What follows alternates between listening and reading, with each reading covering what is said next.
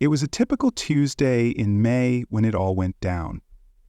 I'd been up since 4:30 a.m. prepping for the morning rush at Perfect Brew, the little coffee shop I'd poured my heart, soul, and entire life savings into 3 years prior.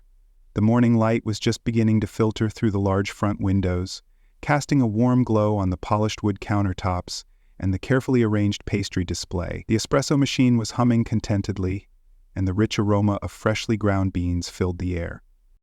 My staff and I had our routine down to a science. Ellie handled the register with effortless charm, Marco was a wizard with the espresso machine, and I floated between helping them and making sure everything ran smoothly. We were a well-oiled machine, especially during the morning rush when the line sometimes stretched out the door. For the most part, our customers were great locals who appreciated our fair trade beans, homemade syrups, and the fact that we knew their orders by heart. We had college students who camped out with their laptops, work-from-home professionals who needed a change of scenery, and the regular 9-to-5 crowd grabbing their daily fix. I prided myself on creating not just good coffee, but a welcoming space. But then there was Karen.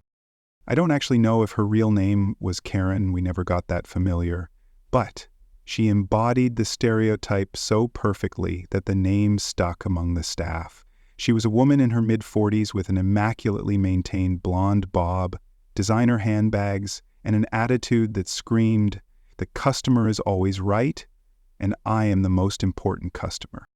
Karen came in like clockwork every Wednesday at 10:15 a.m., just after the morning rush died down.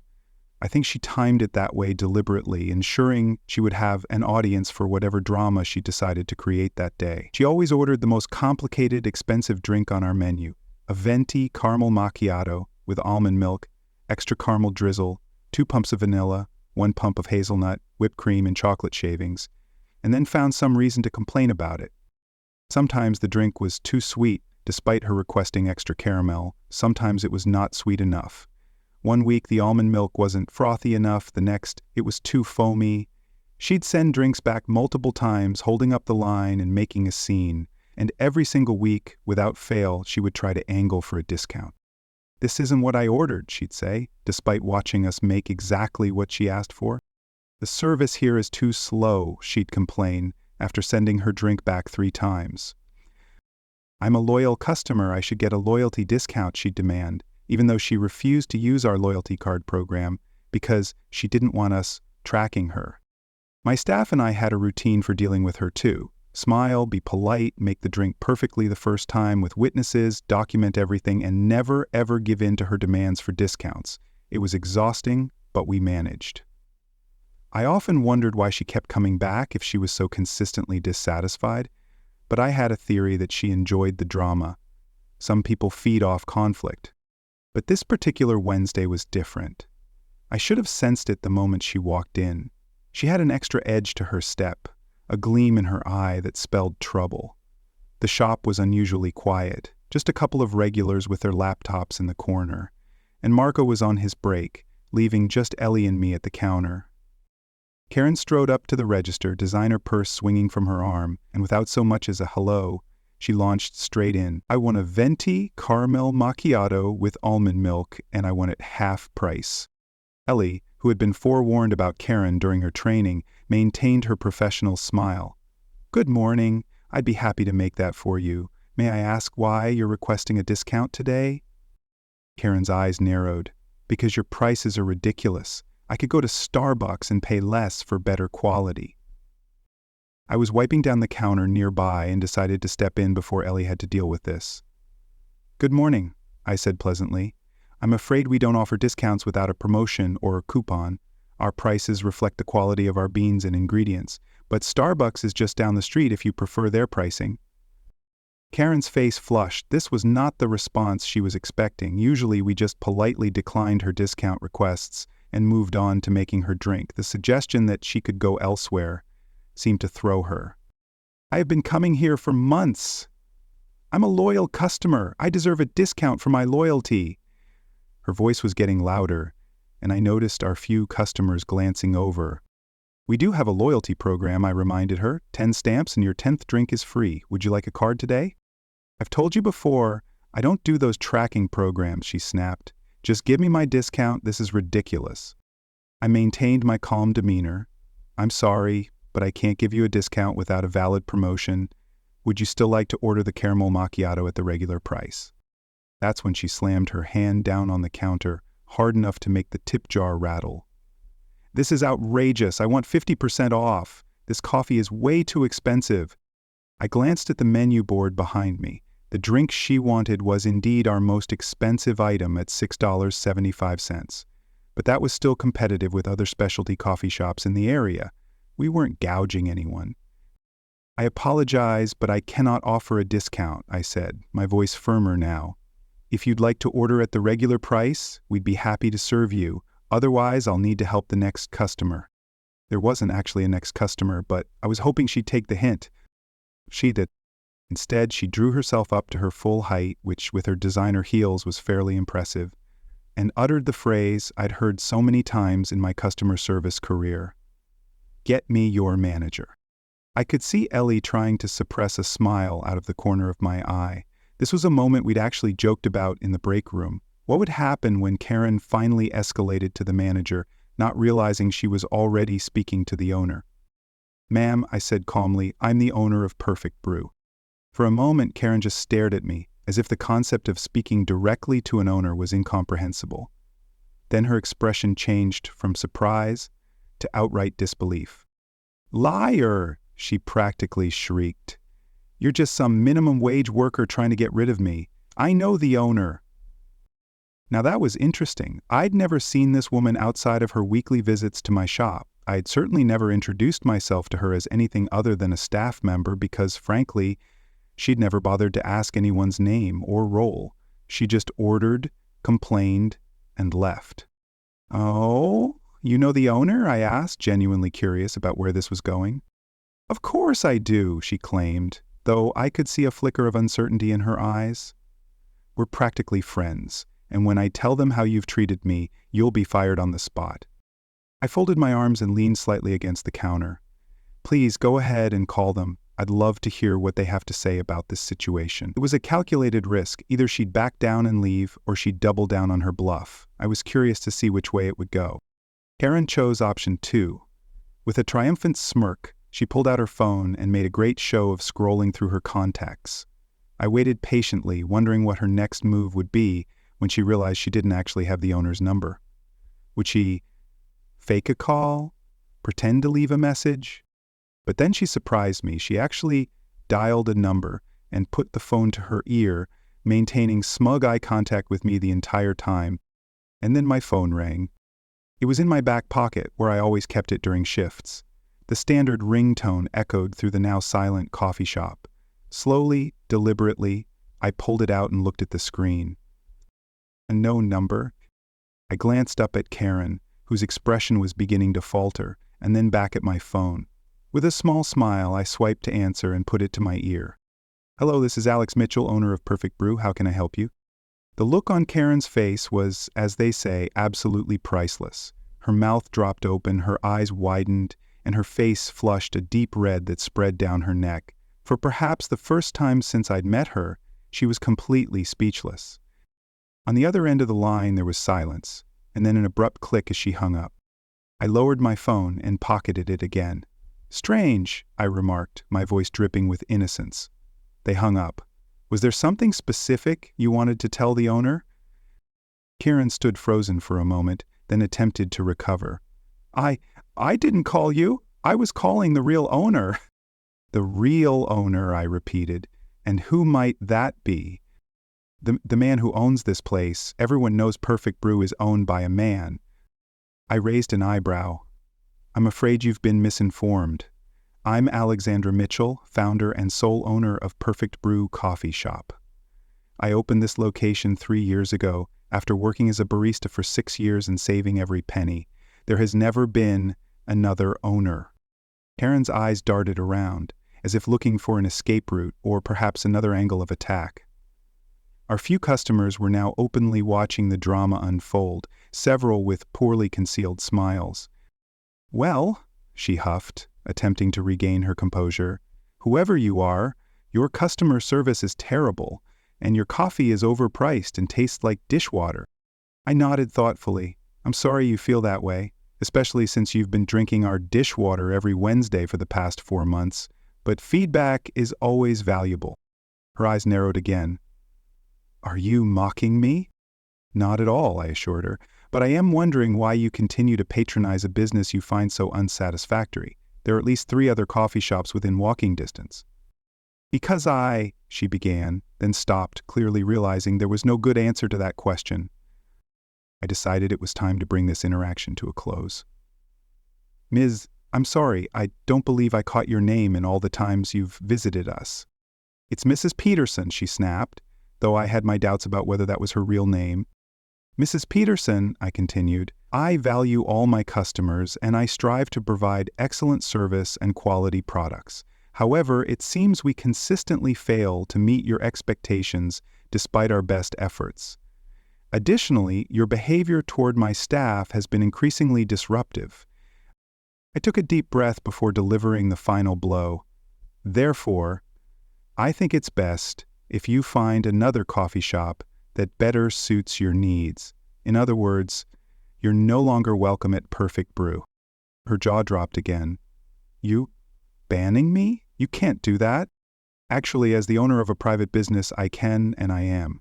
Please leave now and do not return." "This is discrimination," she shouted, loud enough that even our customers in the far corner flinched. "I'll sue. I'll call corporate. I'll leave reviews everywhere." "You're welcome to try," I said calmly, "but I should inform you that there is no corporate. This is a single-location, independent business. As for discrimination, refusing service to someone because of their consistently disruptive behavior is perfectly legal. And regarding reviews, well, we have security cameras with audio recording, as disclosed by the sign at our entrance. Today's interaction would make for interesting viewing alongside any review you might leave." Karen looked up at the small camera in the corner of the ceiling, which I'd installed after a series of tip jar thefts the previous year. Her face, if possible, grew even redder. "This isn't over," she hissed, grabbing her purse. "I believe it is," I replied, moving out from behind the counter to hold the door open for her. "There's the exit. I'd appreciate if you'd use it now."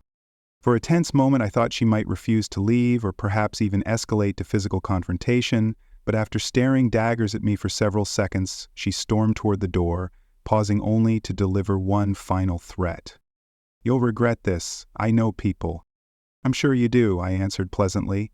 "Have a nice day, Mrs. Peterson." As soon as the door closed behind her, the shop erupted in applause.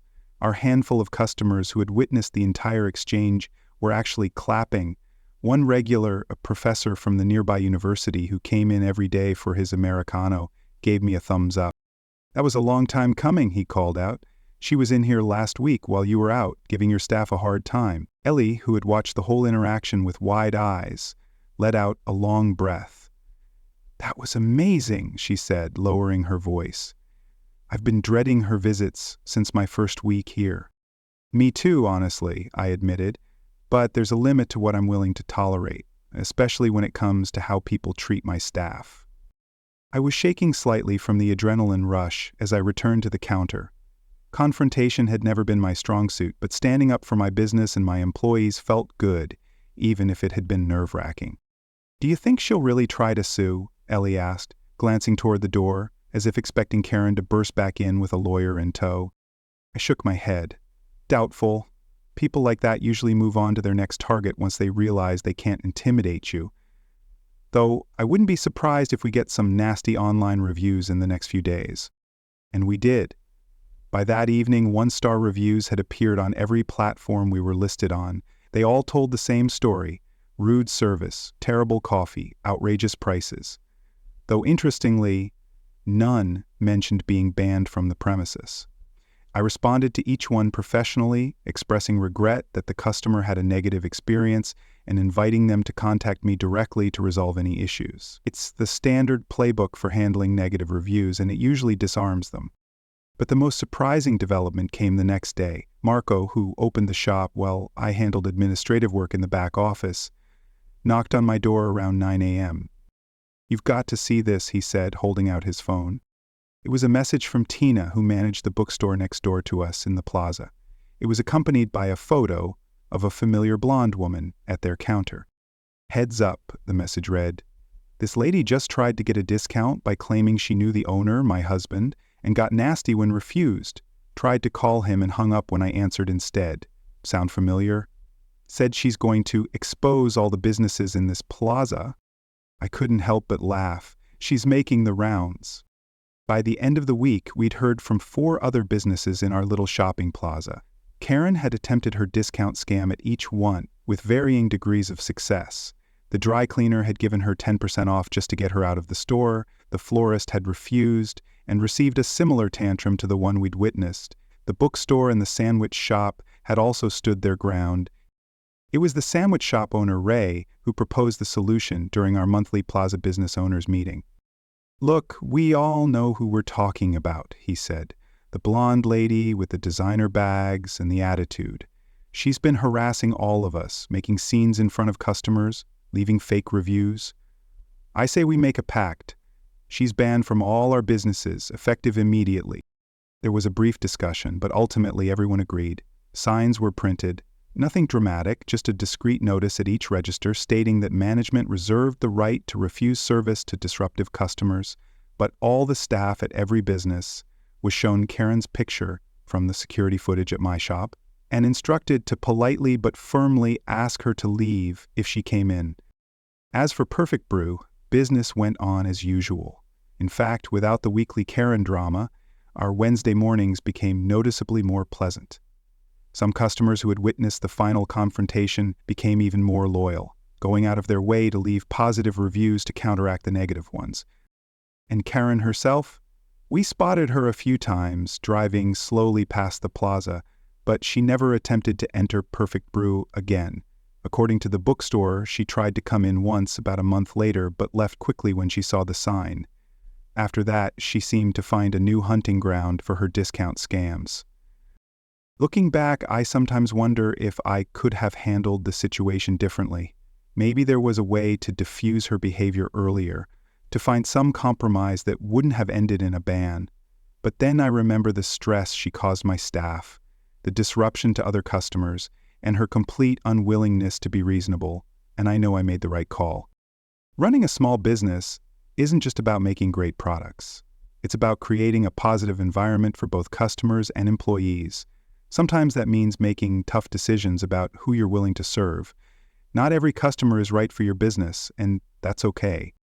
As for the infamous phone call, it's become something of a legend among the plaza businesses. "Pull a Karen" has entered our shared vocabulary as shorthand for trying to get discounts by claiming to know the owner. Whenever a new business opens in the plaza, we make sure to warn them about the possibility of a visit from the discount-seeking blonde. In my coffee shop, it's thriving, Karen-free just the way I like it. The regulars are happy, the staff is less stressed, and I can focus on what I love, creating the perfect brew for people who actually want to be there. Maybe the greatest irony is that if Karen had just been a decent human being, she could have had her fancy coffee at a discount eventually. Our loyalty program really does give a free drink after 9 purchases. No personal information required beyond a simple stamp card. But I guess some people prefer the drama of confrontation to the simple pleasures of patience and kindness. In the end, standing up to Karen was one of the best business decisions I ever made. It showed my staff that I had their backs. It demonstrated to other customers that we valued a positive atmosphere, and it gave me the confidence to set and enforce boundaries in other areas of the business. So if there's a lesson in all of this, I suppose it's this. Life's too short for bad coffee and worse attitudes. Whether you're a business owner or just someone trying to get through your day, you have the right to expect basic respect and civility. And when someone consistently fails to provide that, sometimes the best solution is simply to show them the door. After all, in both coffee and customers, quality always matters more than quantity. Thanks so much for watching. Please like, comment, and subscribe.